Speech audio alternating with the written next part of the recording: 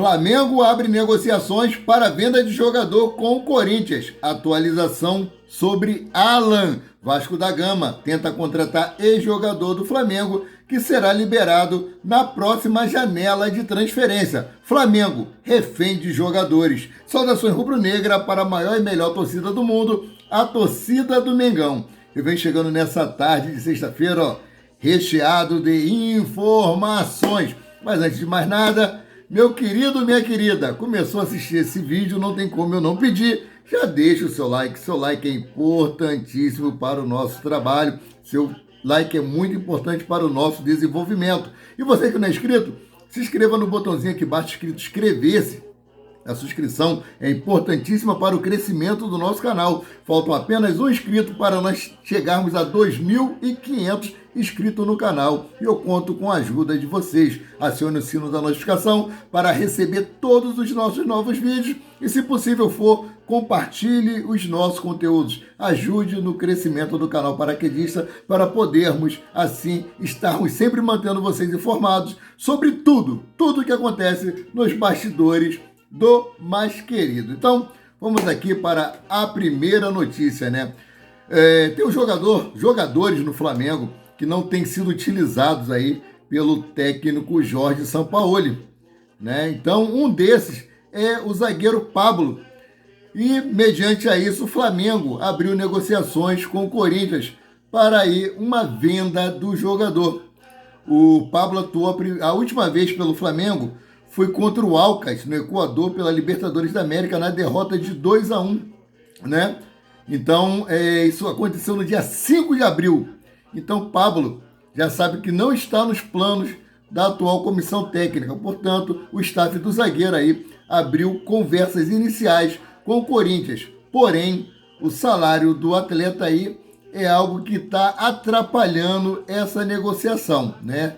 Afinal, o Pablo foi contratado pelo Flamengo em março de 2020, vindo do Lokomotiv Moscou, da Rússia. O rubro-negro pagou cerca de 2,5 milhões de euros, algo em torno de 14 milhões de reais na cotação da época. O russo, além das luvas, diluídas mensalmente para o atleta, né? Dessa forma aí, o Corinthians teria que arcar, pelo menos, com os vencimentos do jogador, o que é considerado inviável pelos dirigentes paulistas. Corinthians e Pablo aí, né, ainda estão em conversas iniciais, mas dificilmente o zagueiro continuará no Flamengo, não só ele, como outros jogadores. Então, eu espero aí que o Corinthians consiga chegar num acerto e leve o Pablo, que não faz parte aí dos planos dos dirigentes e da comissão técnica do Flamengo aí, com Jorge Sampaoli à frente. Então, Pablo pode estar de saída para o Corinthians. Não está sendo utilizado, né? Está sendo só aí custo para o Flamengo e mais nada. Então, vamos mudando aqui de assunto. Bom, após a folga de ontem, os jogadores se apresentaram aí no CT Ninho do Urubu, né? O Centro de Treinamento Jorge Elal, mais conhecido como Centro de Treinamento Ninho do Urubu, para dar os início aos trabalhos para a partida de amanhã contra o Corinthians pela 8ª rodada do Campeonato Brasileiro. E o Flamengo vem aí enfrentando problemas com jogadores no departamento médico há um bom tempo. Após uma série aí de desfalques por questões físicas, né? Nos jogos, Sampaoli aí precisou mudar o seu planejamento para não atrapalhar o restante da temporada. O treinador optou por 2 folgas próximas para os atletas. Uma foi realizada ontem, né? Visando aí diminuir a quantidade de problemas físicos nos jogadores. Esse é o objetivo dessas folgas, né? E Jorge Sampaoli definiu folga para os atletas nos dias seguintes aos jogos aí contra o Nublense, como falei ontem, e contra o Cruzeiro. E essa folga será no domingo, no dia 28, data posterior aí ao jogo contra o time mineiro. Cara, Jorge Sampaoli vem numa pegada muito forte em cima dos jogadores, né? Ele chegou aqui no Flamengo e encontrou jogadores sem condicionamento físico nenhum. Com a estratégia, né, a maneira do Jorge Sampaoli conduzir, né, os times a qual ele está à frente. Se o time do Flamengo tivesse feito uma boa temporada, grande parte dessas lesões não teriam ocorrido. Fora aí a fratura Mateuzinho, isso aí não tem nada a ver com parte física, né? Foi um acidente de trabalho.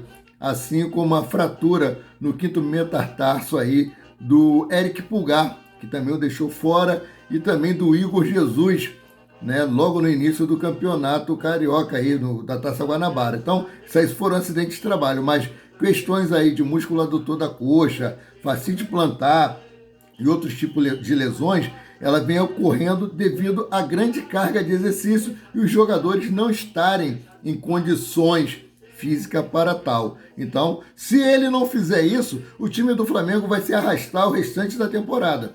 Agora, resta o corpo deles se adequarem a esse tipo de treinamento que está sendo dado aí no Flamengo. Então, vamos prosseguindo aqui com as notícias. Eu vou trazer aqui um trecho de uma matéria de Mauro César Pereira, falando aí sobre o elenco do Flamengo, dizendo que o Flamengo tornou-se refém de jogadores que o contrato dos mesmos deveriam ser rescindido. Ele foi muito cirúrgico na colocação dele. Tá de parabéns, Mauro César Pereira. Eu gostaria que vocês prestassem atenção e comentassem embaixo se vocês acham que esse colóquio de Mauro César Pereira está correto, ou se não, nós podemos debater sobre isso aí. Coloque nos comentários embaixo aí o que vocês acham disso, né? Ele diz o seguinte aqui, abre aspas: o Flamengo é refém de alguns jogadores de um elenco acomodado, indolente e que é impressionantemente como nada acontece. Nem cobrança profissional você vê. Cobrança que eu falo é cobrança séria, de cima para baixo, como em qualquer ambiente de trabalho quando as coisas vão mal, né? E lá tem isso, jogam tudo para cima do técnico para ver se o técnico resolve. Mas o cara acaba sendo triturado pelo grupo. Mas os jogadores são blindados e não acontece rigorosamente nada. Fecha aspas aqui para essa parte. E ele disse o seguinte: rescindir contratos. Da mesma maneira que o Flamengo rescinde contratos de técnico, paga multa, eu acho que deveria rescindir de alguns jogadores e pagar a multa rescisória. O elenco já foi bem renovado, mas precisa mais e tem jogadores ali que têm a relação custo-benefício muito baixa. E não é só o Arturo Vidal não, gente, que tem relação custo-benefício baixa e convive num ambiente de permissividade de uma diretoria que é omissa e que não toma nenhuma atitude diante de absurdos como o jogo de quarta-feira lá no Chile. Uma vergonha. Realmente, tem muitos jogadores ali que não têm se empenhado dentro de campo e nós não vemos cobrança da diretoria rubro-negra, uma diretoria omissa que deixa os jogadores fazerem aquilo que eles bem querem. Jogadores que provocam os torcedores, que é o maior patrimônio do clube nas redes sociais. Jogador que faz carinha feia para torcedor. Jogador que diz, né, em entrevista coletiva de imprensa que está gostoso, mas dentro de campo não tem demonstrado isso, né? Gostoso para a gente é ver o time ganhar. Então, se ele é gostoso para a mulher dele, para a namorada dele, para seja lá quem for, tudo bem. Mas tem que honrar o manto sagrado do Mengão e isso não está acontecendo. Parabéns, Mauro César Pereira, pela sua colocação. Gostaria muito mesmo, de ver o comentário de vocês aí sobre isso que ele relatou. Então, vamos dar prosseguimento aqui com as notícias.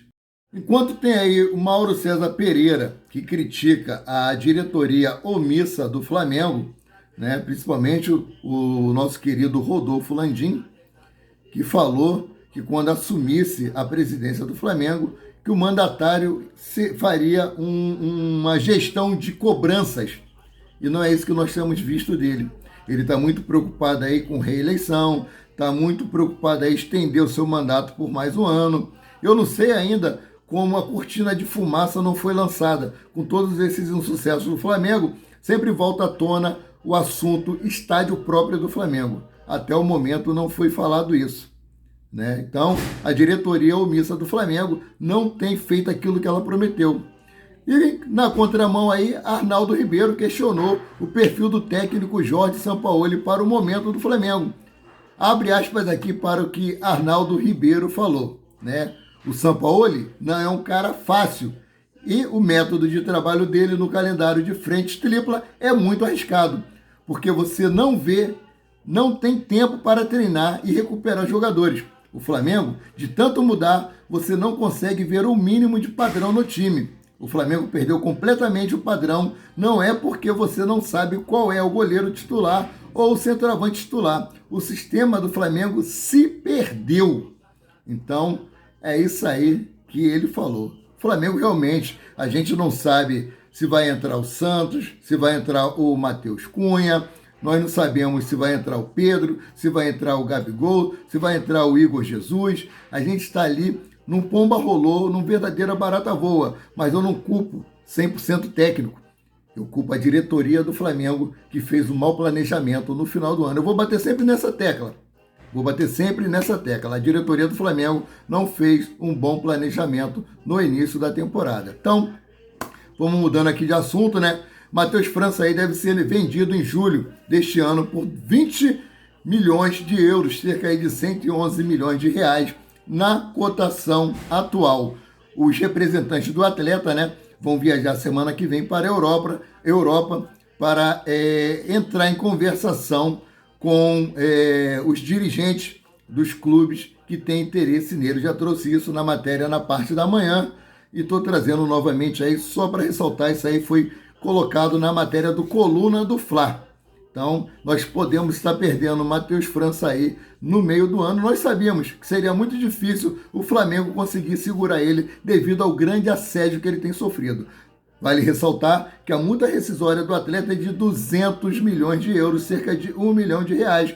Mas por esse valor aí, o Flamengo cogita vendê-lo. Então, vamos aqui para a atualização do Alan, né? O Flamengo está avançado aí nas negociações para contratar o atleta do Atlético Mineiro. E o Mengão pretende pagar aí até 9 milhões de euros, cerca aí de 48 milhões de reais na cotação atual pelo jogador de 26 anos. Sabemos que o valor está abaixo aí da pedida de 10 milhões de euros, cerca de 54 milhões, que o time do Atlético Mineiro está pedindo pelo volante. Em meio ao imbróglio, o Flamengo aí espera ter sucesso nas tratativas, né, com o apoio de um velho conhecido que é Juliano Bertolucci. Isso porque o Bertolucci ele detém 10% dos direitos econômicos do atleta. E o Flamengo pode usar isso aí como uma carta na manga. Então vamos ver aí cenas do próximo capítulo dessa novela Alan no Flamengo. Seguindo aqui para outra notícia, né? Ex-atleta do Mengão na mira do Vasco da Gama. O ex-jogador em questão aqui é Gustavo Kodjia, o volante que está no Al Hilal da Arábia Saudita, que atuou no Flamengo aí de 2016 e 2019. O departamento de futebol Cruz Maltino entende que precisa de um jogador com a qualidade na saída de bola para gerar engrenagem ao time. E ele vê essas características aí em Gustavo Kodjia. Só que tem a questão salarial também. O salário do Kodjia aí está um pouco além da realidade do Cruz Maltino. Mesmo aí, a 777 Partners está na frente do clube aí de São Januário. O Vasco que não vem bem das pernas, pontuando aí nas últimas colocações do Campeonato Brasileiro, namorando com a zona do rebaixamento, né? E podendo cair aí para a segunda divisão. Ainda tem muita coisa para acontecer.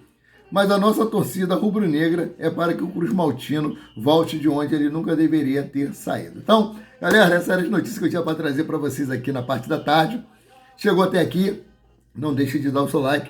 Já falei, o like de vocês é tão importante quanto a inscrição. E por falar em inscrição, você que não é inscrito, se inscreva no botãozinho aqui embaixo, ajude no crescimento do canal Paraquedista Rubro Negro, acione o sino da notificação e quebre esse galho aí e compartilhe os nossos conteúdos. Tudo isso para vocês é de graça, mas para nós, muitíssimo importante. Fico por aqui, voltando a qualquer momento com mais notícias sobre o Rubro Negro, mais querido e mais amado do Brasil e do mundo, que é o Clube de Regatas do Flamengo. Saudações!